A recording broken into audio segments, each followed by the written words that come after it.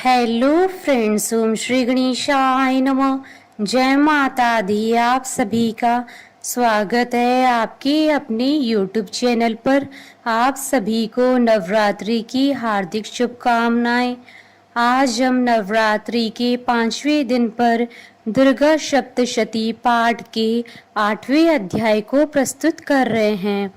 Friends, video शुरू करने से पहले आपसे रिक्वेस्ट है, अगर आप हमारी चैनल पर नए हैं और आपने अभी तक चैनल को सब्सक्राइब नहीं किया है तो प्लीज़ सब्सक्राइब कीजिएगा चैनल को।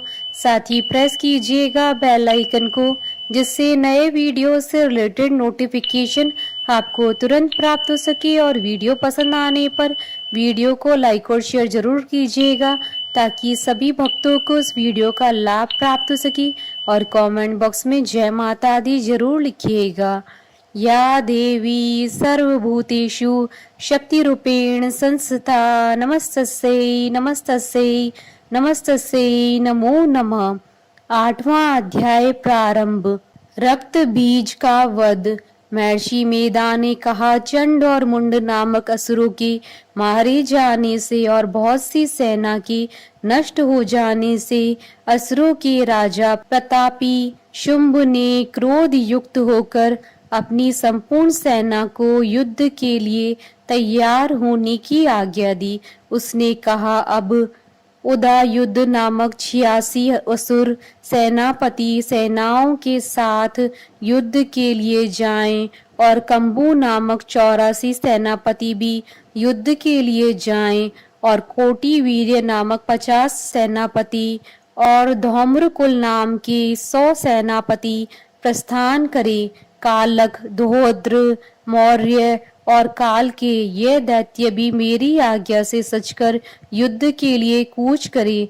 भयानक शासन करने वाला असुरों का स्वामी शुंभ इस प्रकार आज्ञा देकर बहुत बड़ी सेना के साथ युद्ध के लिए चला। उसकी सेना को अपनी ओर आता देखकर चंडिका ने अपनी धनुष की टंकार से पृथ्वी और आकाश के बीच का भाग गुंजा दिया।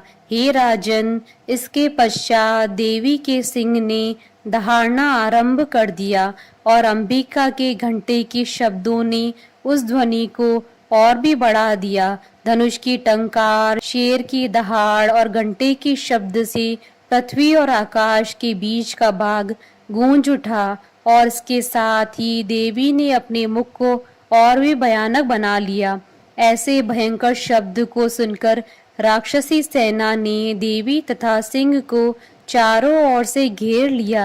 हे राजन, उस समय दैत्यों की नाश के लिए और देवताओं के हित के लिए ब्रह्मा, शिव, कार्तिकेय, विष्णु तथा इंद्र आदि देवों की शक्तियां, जो अत्यंत पराक्रम और बल से संपन्न थी, उनके शरीर से निकलकर उसी रूप में चंडिका देवी के पास गई। जिस देवता का जैसा रूप था, जैसे आभूषण थे और जैसा वाहन था, वैसा ही रूप, आभूषण और वाहन लेकर उन देवताओं की शक्तियां दैत्यों से युद्ध करने के लिए आईं।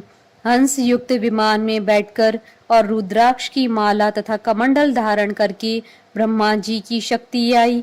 वृषभ पर सवार होकर, हाथ में त्रिशूल लेकर, महानाग का कंकण पहनकर और चंद्र रेखा से भूषित होकर भगवान शंकर की शक्ति माहेश्वरी आई, और मोर पर आरूढ़ होकर हाथ में शक्ति लिए दैत्यों से युद्ध करने के लिए कार्तिकेय जी की शक्ति उन्हीं का रूप धारण करके आई।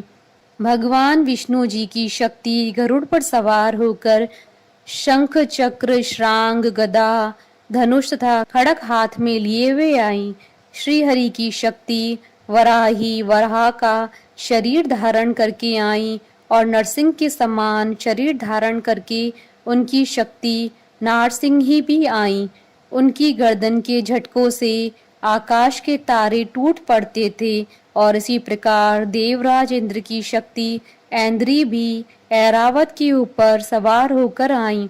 पश्चात इन देव शक्तियों से घिरे हुए भगवान शंकर ने चंडिका से कहा, मेरी प्रसन्नता के लिए तुम शीघ्र ही इन असुरों को मारो। इसके पश्चात देवी के शरीर से अत्यंत उग्र रूप वाली और सैकड़ों गीदड़ियों के समान आवाज करने वाली चंडिका शक्ति प्रकट हुई।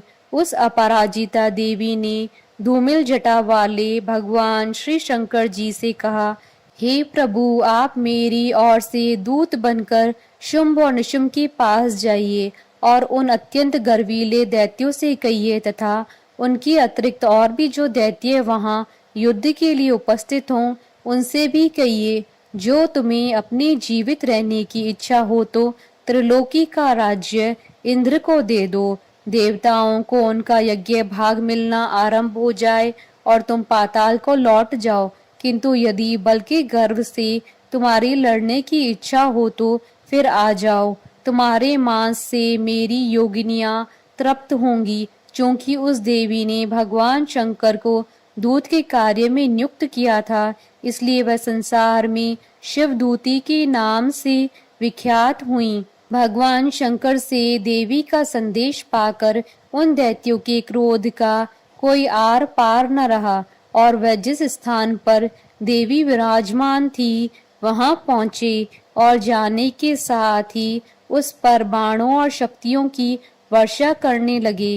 देवी ने उनके फेंके हुए बाणों, शक्तियों, त्रिशूल और फरसों को अपने बाणों से काट डाला और काली देवी उस देवी के साथ आगे खड़ी होकर शत्रुओं को त्रिशूल से विदीर्ण करने लगी और खटवांग से कुचलने लगी।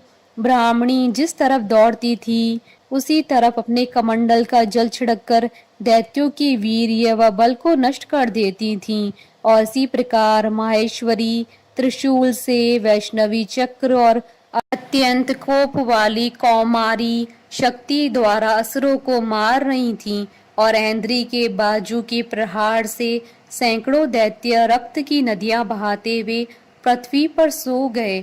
वराही ने कितने ही राक्षसों को अपनी थूथन द्वारा मृत्यु के घाट उतार दिया। दाढ़ों के अग्रभाग से कितने ही राक्षसों की छाती को चीर डाला और चक्र की चोट से कितनों को ही विदीर्ण करके धरती पर डाल दिया। बड़े बड़े राक्षसों को नारसिंही अपने नखों से विदीर्ण करके भक्षण कर रही थी और सिंहनाद से चारों दिशाओं को गूंजाती हुई रणभूमि में विचर रही थी। शिवदूती के प्रचंड अट्टहास से कितने ही दैत्य भयभीत होकर पृथ्वी पर गिर पड़े और उनके गिरते ही वह उनको भक्षण कर गईं। इस तरह क्रोध में भरे हुए मातृगणों द्वारा नाना प्रकार के उपायों से बड़े बड़े असुरों को मरते हुए देखकर राक्षसी सेना भाग खड़ी हुई और उनको इस प्रकार भागता देखकर रक्त बीज नामक महापराक्रमी राक्षस क्रोध में भरकर युद्ध के लिए आगे बढ़ा। उसके शरीर से रक्त की बूंदें पृथ्वी पर जैसे ही गिरती थी, तुरंत ही वैसे शरीर वाला तथा वैसा ही बलवान दैत्य पृथ्वी से उत्पन्न हो जाता था। रक्त बीज गदा हाथ में लेकर ऐन्द्री के साथ युद्ध करने लगा। जब ऐन्द्री शक्ति ने अपने वज्र से उसको मारा तो घायल होने के कारण उसके शरीर से बहुत सा रक्त बहने लगा और उसकी प्रत्येक बूंद से उसके समान ही बलवान तथा महापराक्रमी अनेकों दैत्य भयंकर रूप से प्रकट हो गए। वह सबके सब दैत्य बीज के समान ही बलवान तेज वाले थे। वह भी भयंकर अस्त्र शस्त्र लेकर देवियों के साथ लड़ने लगे। जब ऐन्द्री के वज्र प्रहार से उसके मस्तक पर चोट लगी और रक्त बहने लगा तो उसमें से हजारों ही पुरुष उत्पन्न हो गए। वैष्णवी ने चक्र से और ऐन्द्री ने गदा से रक्त बीज को चोट पहुंचाई और वैष्णवी के चक्र से घायल होने पर उसके शरीर से जो रक्त बहा उससे हजारों महाअसुर उत्पन्न हुए, जिनके द्वारा यह जगत व्याप्त हो गया। कौमुरी ने शक्ति से, वराही ने खड़ग से और माहेश्वरी ने त्रिशूल से उसको घायल किया। इस प्रकार क्रोध में भरकर उस महादैत्य ने सब मात्र शक्तियों पर पृथक पृथक गदा से प्रहार किया और माताओं ने शक्ति तथा शूल इत्यादि से उसको बार बार घायल किया। उससे सैकड़ों महादैत्य उत्पन्न हुए और इस प्रकार उस रक्त बीज के रुधिर से उत्पन्न हुए असुरों से संपूर्ण जगत व्याप्त हो गया। जिससे देवताओं को भय हुआ। देवताओं को भयभीत देखकर चंडिका ने काली से कहा, हे चामुंडे, अपने मुख को बड़ा करो और मेरे शस्त्रघात से उत्पन्न हुए रक्त बिंदुओं तथा रक्त बिंदुओं से उत्पन्न हुए महासुरों को तुम अपने इस मुख में भक्षण करती जाओ। इस प्रकार रक्त बिंदुओं से उत्पन्न हुए महादैत्यों को भक्षण करती हुई तुम रणभूमि में विचरो। इस प्रकार रक्त क्षीण होने से यह दैत्य नष्ट हो जाएगा। तुम्हारे भक्षण करने के कारण अन्य दैत्य नहीं होंगे। काली से इस प्रकार कहकर चंडिका देवी ने रक्त बीज पर अपने त्रिशूल से प्रहार किया और काली देवी ने अपने मुख में उसका रक्त ले लिया। तब उसने गदा से चंडिका पर प्रहार किया।